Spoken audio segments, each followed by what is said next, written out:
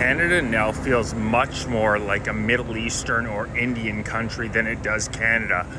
I wonder throughout world history how many countries have in such a short period of time seen such a radical shift in their demographics while the population says nearly nothing about it. Everybody who's lived in Canada for the entirety of their life, I'm 36 years old, I've been here for my entire life, it is truly jarring walking down the streets of our major cities now. Women fully covered in hijabs.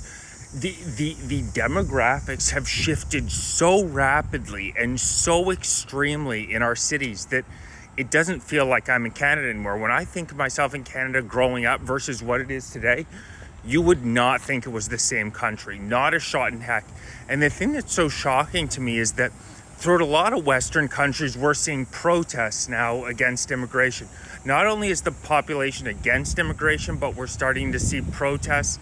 UK over the weekend, there were massive protests against immigration, as well as the fact that they're passing a bill very similar to Bill C-63, the so-called Online Harms Act, which would essentially make it illegal to criticize immigration online, as well as the fact that immigrants are receiving in Canada, if you get to Canada as an LGBT community member, you get your first year paid for. We're paying immigrants up to $230 a day for free to get here. Mark Carney just announced in Toronto, we spent $1.1 billion annually on housing immigrants.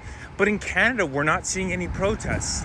And it's interesting to me because the data is clear. 75% of Canadians do say that we're seeing much too much immigration. So it's not as though Canadians don't realize how detrimental to our society this has been.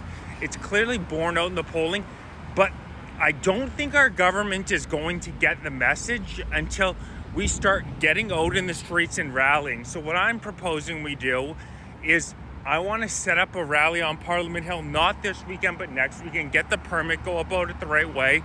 But next Saturday, I want to set up a rally because it's becoming quite apparent that the fact that 3 out of 4 Canadians, which is about as overwhelming as a number as you will see on any topic, are saying enough is enough. We don't want any more. Yet Carney still allows, look at the numbers, hundreds of thousands of immigrants in a year. I think we're going to need to start to get out on the streets and make our voice heard, because otherwise there's not a shot in hell that they're going to listen to us. But the only thing that is somewhat heartening is the fact that 3 in 4 Canadians do recognize that it's just suicidal. It's what we're doing right now is suicidal to the middle and lower classes. It's so obvious. You flood anybody who's looking for a job. You flood the economy with middle and lower class workers. What does it do? You flood any system with supply, the demand is going to go down. This is not rocket science. This is basic economics.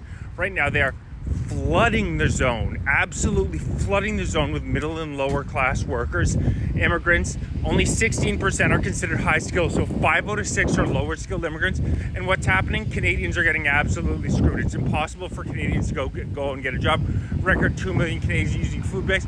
But to Mark Carney and his WF Davos buddies care, no, this is actually good for them. This is actually exactly what they want. It's very sick that we have an elite class that is selling this country out for their own profit and global interest. And like I said, it's time the Canadians fight back, because if we don't get out in the streets, it's clear this government doesn't give a damn what we say. Soon enough, they're going to ban with Bill C-63, the so-called Online Harms Act, what we're allowed to say online.